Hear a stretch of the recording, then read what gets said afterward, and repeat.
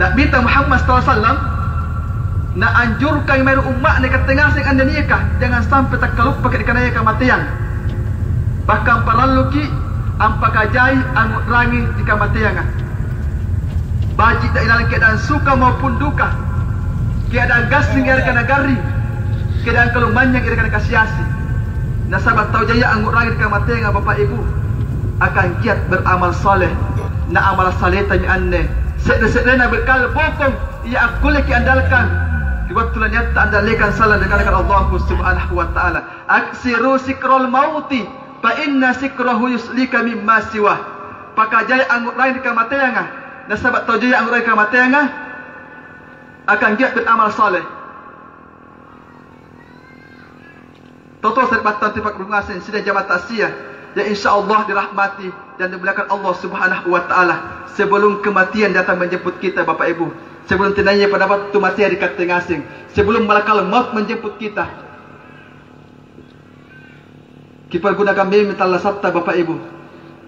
Kita gunakan meme sisa talasatta sisa umurutannya kata balik di kamar-kamayaannya. Nasabang ngape Bapak Ibu?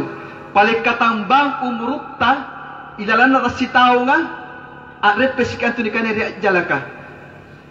Napun arep pesikan dikane riak jalaka, yaki maki angkanaya arep pesitom itu bangkenta dari kalibon dapat kuburanta. Sekali lagi saya ingatkan, angkananya paling katambang umurutta ilalan rasitau nga arep pesikan tu dikane riak jalaka. Napun arep pesikan dikane riak jalaka, yaki maki dikalenta angkanaya arep pesitom itu bangkenta dari kalibon dapat kuburanta.